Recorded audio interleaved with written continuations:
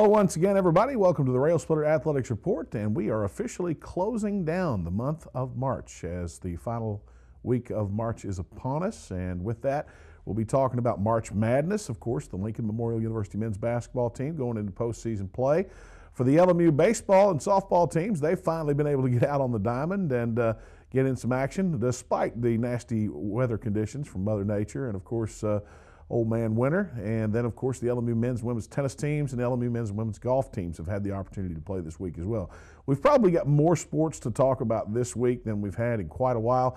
Plus, we've got our very special guest, Roger Hodge, head coach of the Lady Railsplitter basketball team, and he'll join us coming up in the second half of the show and talk about the Lady Railsplitters run at the 2013 South Atlantic Conference Tournament title. We'll tell you about that a little bit later on tonight. Let's take a time out. When we come back, a lot of sports to talk about. Stay with us here on the Railsplitter Athletics Report. Sigmund Communications is your local radio and television stations bringing your local information, local news, and the best music from yesterday and today. Sigmund Communications was established in 1987 on the campus of Lincoln Memorial University. Since then, we have been involved in community events and other projects. Sigmund Communications is not only your local radio and television stations, but we are a learning facility aimed at educating students in the field of broadcast communications. Sigmund Communications, not just the great building with satellites that sits on the hill. We're now MediaStream, bringing home to you more and more improvements. As your hometown team, we're dedicated to bringing our friends and neighbors more service upgrades than ever before. Always available 24/7 customer service and technical support. 30-day money-back guarantee on services. Improved bundles that will save you money. Get ready to do more of the things you love with the people you love and with savings you'll love. Call 1-800-392-2662 for details. MediaStream, bringing it home to you. Bringing it home to you. Since 1973, DeRoyal has been a leader and an innovator in manufacturing products for the healthcare industry. DeRoyal supplies more than 20,000 products and product lines such as acute care, orthopedics, wound care, and trauma. DeRoyal is proud to be the largest supplier of orthopedic soft goods to clinics and hospitals in the nation. Since its start in Tazewell, Tennessee, DeRoyal has grown to open factories in over 29 locations worldwide and employs over 2,000 people. DeRoyal, a name you can trust and an employer you can count on.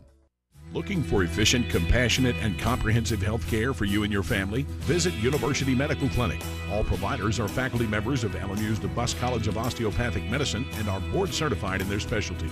Multiple specialties available including family medicine, pediatrics, OBGYN, and osteopathic manipulative medicine, with locations in Harrogate, Tazewell, and New Tazewell, and most insurance plans accepted. University Medical Clinic is here to serve you. Call 423-869-7193 for an appointment. University Medical Clinic. Welcome back to the show. Let's go back to Friday's tennis action to get things started. Last Friday, the Lincoln Memorial University men's and women's tennis teams played host to South Atlantic Conference opponent Anderson University. For the Lady Railsplitters, it was their fourth consecutive home match of the 2013 spring schedule. However, the event came with a price. LMU freshman and number 2 seed Elena Vasilyeva went down in the doubles play and turned an ankle and could not continue. The injury set the tone for the match as the Lady Railsplitters went on to lose 8-1, dropping the LMU women to 2-1 in conference play. On Sunday, however, the Lady Railsplitters traveled over to Hickory, North Carolina, where they took on the Bears of Lenoir-Rhyne University in SAC play. LMU's women pounded out a 5-4 win on the road to improve to 3-1 overall and 2-1 in league play. On Wednesday, however, the Lady Railsplitters again hit the courts, traveling to Huntsville, Alabama, to take on regional opponent University of Alabama Huntsville, and this time came away with a 6-3 loss at the hands of the Chargers. The match was, as we said, a regional matchup for the LMU women, who now prepare for this weekend's upcoming conference battle at home at the LMU Tennis Complex against league opponent Wingate University. And in men's tennis action from last week, the Railsplitter men's tennis team captured a 5-4 win over Anderson at home on Friday afternoon before moving over to Hickory, North Carolina on Sunday and rolling over the Bears of Lenoir-Rhyne University 6-3 to improve to 4-1 overall and 3-0 in South Atlantic Conference play. The LMU men's tennis player Philip Hoffman, the Hoffenator as they call him, was named South Atlantic Conference Men's Tennis Player of the Week for his efforts. The German native opened by capturing a 6-2, 6-2 victory over Anderson's Danielle Gonzalez in the top singles flight, and an 8-4 doubles triumph over with a partner Alexei Minanivsky over the number 1 doubles pair to pace the Railsplitters to a 5-4 victory over the Trojans. On Sunday, Hoffman remained in his typically dominant form by earning 2 victories in the Railsplitters 6-3 win at Lenoir-Rhine. He cruised past David Richardson 6-2, 6-2 in the number 1 singles spot and brought home an 8-3 win in the top double spot to earn the Splitters a win past the Bears. The Railsplitters' 4-match win streak came to a close, however, on Wednesday afternoon when LMU lost to former Gulf South Conference rival Alabama Huntsville down in Huntsville, Alabama. The Chargers upended the Railsplitters 6-3 to drop LMU to 4-2 on the season. This weekend, the Railsplitters return to action when they host the Bulldogs of Wingate University at 11 a.m. at the LMU Tennis Complex. And on Saturday, the Lincoln Memorial University softball team opened South Atlantic Conference play when the Lady Railsplitters hosted the Bulldogs of Wingate University. First-year head coach Natalie Layden opened her SAC career as head coach with a 1-0 loss to her coaching alma mater as the Bulldogs took the opening game. Game 2, however, proved to be the equalizer as the Lady Railsplitters battled to a 7-6 decision over Wingate to improve to 16-9 overall and 1-1 in league play. On Wednesday, LMU traveled over to Jefferson City, Tennessee to take on Vicki Holyfield and the Lady Eagles of Carson Newman University in a South Atlantic Conference doubleheader. In the opening game of the afternoon, the Lady Splitters came out with a vengeance, run-ruling Carson Newman for the first time this season with a 15-6 win in 6 innings of play. The Lady Eagles returned to favor in the second game as CNU pounded out a 19-2 win to drop the Lady Railsplitters to 17-10 overall and 2-2 in the latest league standings. LMU will travel to King on Friday for a non-conference regional doubleheader with the Tornado. That event gets underway at 1 p.m. before hosting Brevard College on Saturday at 2 o'clock. And in baseball news, Saturday's action on the diamond wasn't limited to only softball. The LMU baseball team also hosted the Bulldogs of Wingate University in South Atlantic Conference play. The 3-game series was originally to have gotten underway Friday evening, but was pushed back into Saturday due to weather conditions throughout the tri-state area. For the Railsplitters, Saturday's warm weather and the familiar conditions of the Lamar-Hennon Field were just what the doctor ordered, as they had suffered their first league loss of on the previous weekend to the Pioneers of Tusculum College in Greenville. LMU won a grueling 13-inning, 7-6 decision against the Bulldogs of Wingate to take a 1-0 lead in the series going into 2-3 on Sunday. Unfortunately, Wingate bounced back in the final 2 games of that series to take 6-2 and 9-2 wins to drop LMU to 8-13 overall and 6-6 in league play. On Tuesday, the Railsplitters got the bad taste of the weekend's series losses out of their mouths when the Railsplitters handed non-conference opponent Philadelphia a pair of losses, winning 16-5 and 9-5 to improve to 10-13 overall. This weekend, the Railsplitters again host a SAC series with the Wolves of Newberry. Friday's first pitch is slated for 4 p.m. on the Lamar-Hennon Field. Turning to men's basketball, on Saturday evening, the Lincoln Memorial University men's basketball team traveled to Greenville, South Carolina to represent the 2013 Food Lion South Atlantic Conference Tournament as the league's #1 seed. The Railsplitters were pitted against #4 seed and arch rival Carson Newman University in the semifinal round game. The meeting was the 3rd time the 2 East Tennessee rivals have met this season and proved to be the 3rd time the Railsplitters would emerge victorious. LMU used a solid diet of inside-outside attack to clip the Eagles' wings with a 69-59 win. Junior forward Vincent Bailey carried the Railsplitters with 17 points, while senior guard Chance Jones put in 16, and junior guard Chance Jones put in 16, and senior guard Cam Carden added 12.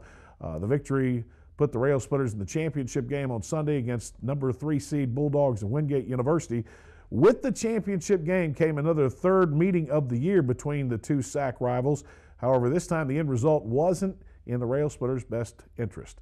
After going to the locker room with a 28-21 lead, the Railsplitters were shut down in the second half by the Bulldogs, who hit 47% of their shots from the floor while holding LMU to just 31% shooting in the final stanza to come away with a 69-53 victory to take the 2013 SAC tournament title and to capture their automatic bid to the upcoming NCAA Southeast Regional Tournament. Sunday's championship loss also came at an even higher price for the Railsplitters, who lost the opportunity to host the 2013 NCAA Regional Tournament by losing to Wingate. The 24-5 Railsplitters will now represent the region as the #2 seed in the NCAA tournament this Saturday in Aiken, South Carolina, when they take on the Braves of the University of North Carolina Pembroke, who enter the postseason play as the #7 seed.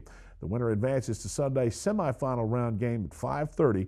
Best of luck to the Railsplitters. And a side note to that, in that SAC tournament, Lincoln Memorial University junior forward Vincent Bailey and junior guard Chance Jones were named to the SAC All-Tournament team. Both performed unbelievably throughout the tournament despite the loss in Sunday's championship game. Both will be returning next year to lead the Railsplitters in their effort to capture another South Atlantic Conference regular season and tournament title. And I think we've already looked at the regional bracket again, but let's take a look at that real quick if we can pop that back up. Do we have that available? There it is. You see Saturday's action. The Railsplitters slated for a 2:30 start against the Braves of UNC Pembroke, and that should be an interesting battle. Barton and Montevallo will battle on the other side of that bracket, and the winners, of course, will advance to the second game. That'll be on Sunday, and that'll be a noon tip-off.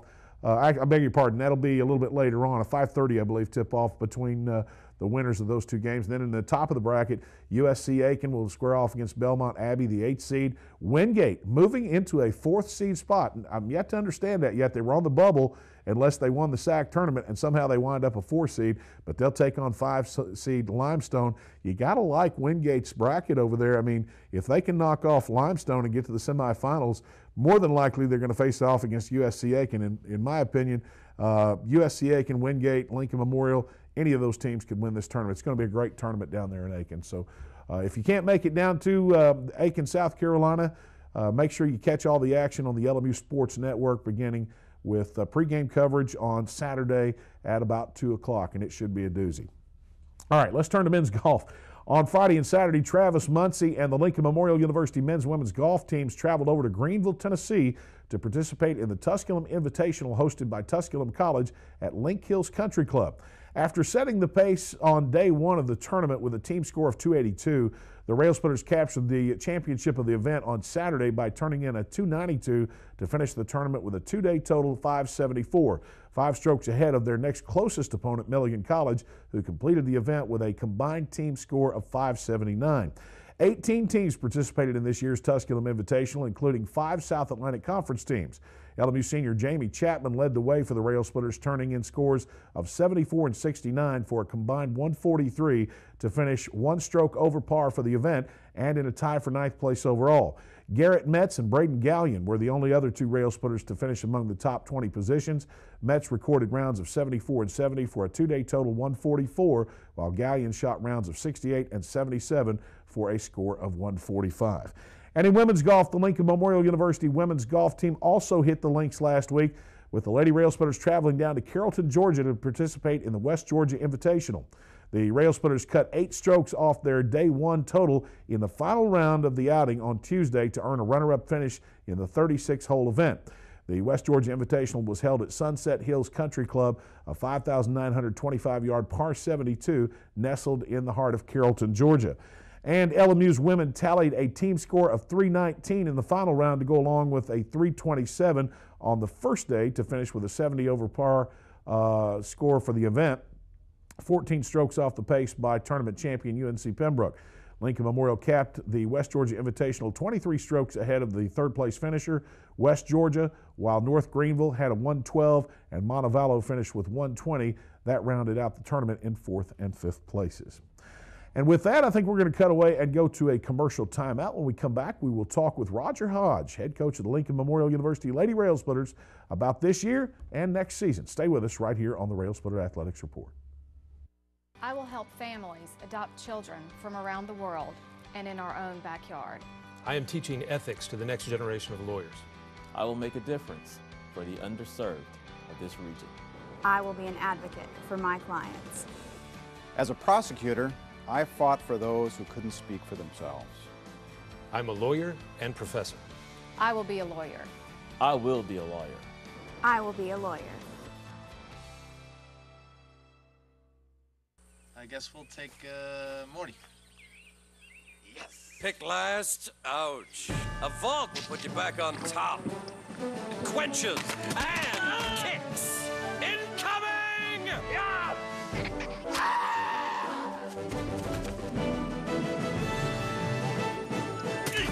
You're a super soda mercenary! Vault! Drinks like a soda, kicks like an energy drink. Get to it! History comes alive at the Abraham Lincoln Library and Museum on the campus of Lincoln Memorial University in Harrogate, Tennessee. Located 60 miles north of Knoxville and 5 minutes from the entrance of Cumberland Gap National Historic Park, the museum is home of one of the largest privately held Lincoln collections in the country. A place to learn and play. My museum includes interactive exhibits as well as special events and educational programs. For more information, go to www.lmu.net.edu. We represent the Coke brand. We would like to sue Coca-Cola Zero. Would you say that we have a case? For what? For taste infringement. We want to just sue them back to the Stone Age to send a message that they're tampering with really the flagship of the company. It's one company. It's like you suing yourself. Yeah. But they're on a different part of our floor. Da, da, da, da, da. A little more than a week ago, Roger Hodge and the Lady Railsplitters ended the 2012-2013 season when they lost in the quarterfinal round of the 2012-2013 South Atlantic Conference Tournament. Now, that said, the Lady Railsplitters, I think, end the year with a 14-15 overall record. Correct. And, Coach, you graduate 3 seniors this year that have given a lot of their heart to this program. One of those a 4-year player for Lincoln Memorial, and I think, a great group of kids, but it gives you a kind of a cornerstone to build on for next season. Well, and we'll miss, Relissa Nelson, Mariah Richardson, and Kelsey Bradford. They're kids, excuse me, that, came into this program when we were kind of piecing it together that first year, just trying to, having to find 12 new kids. And, again, cornerstones would probably be a good word for that. Again, they'll all graduate, 2 of them in December, and Mariah Richardson will graduate in May. So we're very proud of that part of it, and, they'll give us some momentum moving forward. Let's talk about the road to the 2013 SAC championship of the tournament. It couldn't have got any rougher for you guys. You faced off against the 1 seed. As things turned out, the 1 seed carried throughout the tournament. They won the SAC title, but it didn't come easily. I mean, we talk about when you get into that tournament, anything can play, anything could happen. Tusculum took them to the wire. Tusculum was a team I think we beat once during the regular season. They pulled an upset against Lenore Rhine, so the parity continued right on through the SAC tournament. Well, and again, even though we lost the way we did in the quarterfinal round, I thought that our league was very even overall, and where I will give Anderson the most credit is they were playing their best basketball, and it's funny because they lost to Mars Hill pretty resoundingly before they played in the tournament, and then they put it all back together, played extremely well in the 3 games they had to win the conference championship. And basically, did it without their best 3-point shooter in the Paris kid. So, Jim Brunelli and those folks deserve a lot of credit for the job they did. First year of the SAC tournament was held at Furman University, a nice facility down there, good tournament atmosphere. Coach, all right, now, as we've already alluded to, you've lost 3 seniors. We have talked about this before, and I apologize for having you recap this, but you have already signed some players for next year. Tell us about those and what the needs are above and beyond that for next season. Well, we signed Josie Harding, a 6'2" kid from Middletown High School in Ohio, kind of Cincinnati area, kind of between Cincinnati and Dayton. Big physical kid, strong kid, plays with a lot of motion and intensity. Her team just lost, I believe it was in their regional final, and went deep into their tournament. And the reason that I bring that up is we like to recruit kids who've experienced winning. We think that that bodes well for their attitude and confidence, and winning breeds winning, so to speak. So we're excited about Josie, good student also. And we also signed Sydney Anderson early from Cleveland High School here in Tennessee. She's an athletic wing kid that can shoot to 3, very physical player, good defender, has some versatility in that she can play the 1 through 3 spots.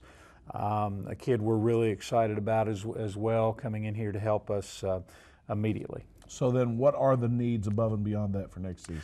Well, we still have, have some needs for I guess, scoring punch, for lack of a better word.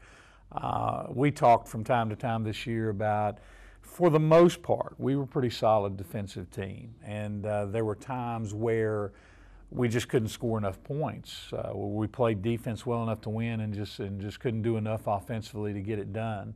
So I think, a perimeter score and a post score is what we'll be looking for here in the late period. Now, when you finished the season, you had somewhat of a senior-laden starting lineup, but you do return starters. Miranda Bodie on the inside. She's a shot blocker, rebounder. And you got Kalasia Green at the 2-3 guard that you return as well to lead this team a year from now. Well, and it's no secret those two are what we're going to build around here, this year and next. And I think that their athleticism and, Kalasia, I thought the second half of the season really began to get our system and understand what was expected from her. And I thought she had a really good second half of the season. Miranda Bodie, same kind of thing. The last half of the season, there were times where she really began to get what was expected of her as well, and attacking the bucket, going to the offensive glass, and boy, what a defensive presence she's been. Now, we've got a lot of younger kids behind, the three seniors that we mentioned that will be vying and will be very helpful to us next year as well. We're excited about the future that we have. When you talk about those young kids, I mean, I assume that you're talking about Jasmine Guy, Brittany Guy, Jasmine Kelly, Miranda Davenport, right on down the line. A lot of those individuals, especially those three, got a lot of trial by fire this year. I mean, they got a lot of experience early, which I think will bode well for us down the road. Well, and at different points, they played roles that, maybe in a normal circumstance where you had people playing ahead of them would allow them to kind of learn and not be thrown into the fire, like you say. But yeah, I thought all our freshmen got valuable experience this year. And I think you see that same thing in our men's program, where those freshmen get a little taste of it and then develop into their roles, expand as they go forward. And I think that's what you're going to see from this group as well. Elliot Roberts, another of those freshmen that, in my opinion, was possibly the most improved freshman of that class. Very strong class. And then you've got Haley Nelson, another individual who came in as a transfer from Lipscomb University, who got a lot of playing time. So a solid foundation coming in a year from now. And I know that for you now, basketball is something that's seasonal, but the recruiting process is a never-ending process. And I know that this has gone on throughout the season, and you're in the midst of really heavy recruiting now. No question about it. The signing date here comes up in early April, but again, you kind of recruit and it lingers on through the summer. And we're very excited. Obviously, I can't comment on what we've got going on until they actually sign, but very pleased with how it's going. We've talked about this before. The first year of this process was just trying to find kids to come in and basically field a team. And then you lost three really good players in Amberly Odell, Lauren Cochran, and Deshalee Solomon off of that team. So this year to me was the first real year of starting to develop players, young kids, to come in and compete for a championship. And while we would have liked to have seen it gone better, we're very pleased with the foundation that's there, and we think we've got it pointed in the right direction. Coach, we got less than a minute, I think, to go, but and I'm a little reluctant to even bring this up because we have just finished the season. I know that I'm still kind of passing myself coming into campus going out.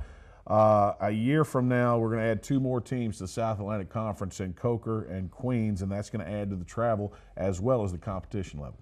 Well, no question. And, we're obviously happy to have them, and we're also pleased that we've been able to play those schools the last couple of years. They're quality institutions. The only negative is, the travel's a little bit long, but, we'll be excited to have them and go down and play those schools. Well, Coach, I want to congratulate you on what I think was another step in the right direction this season. I mean, there's a lot of things that could have happened with so many new kids that it could have gone south very early. Didn't happen. That wasn't the case, and I thought they fought hard to the end. and I look to see a lot of improvement a year from now. I appreciate that, Rusty. All right. Thank you. Roger Hodge and his team, well, they finished the 2012-2013 season, but now the recruiting season starts, or it continues, and he'll be hot on the trail. That's all the time we have for this part of the segment. Let's take a break, and we'll be back to close out the show here on the Railsplitter Athletics Report. Nestled at the foot of the Cumberland Gap, Lincoln Memorial University honors the vision and spirit of Abraham Lincoln. Lincoln's values are perfectly in sync with the modern educational experience at LMU. Our students find personal attention is a way of life and a way to success. If Lincoln Memorial University fits your vision of college, visit our website at lmunet.edu for more information.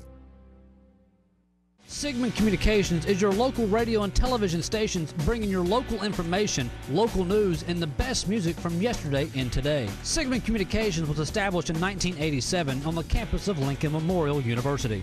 Since then, we have been involved in community events and other projects. Sigmund Communications is not only your local radio and television stations, but we are a learning facility aimed at educating students in the field of broadcast communications. Sigmund Communications, not just the great building with satellites that sits on the hill. We're now MediaStream, bringing home to you more and more improvements. As your hometown team, we're dedicated to bringing our friends and neighbors more service upgrades than ever before. Always available 24/7 customer service and technical support. 30-day money-back guarantee on services. Improved bundles that will save you money. Get ready to do more of the things you love with the people you love and with savings you'll love. Call 1-800-392-2662 for details. MediaStream, bringing it home to you. Bringing it home to you.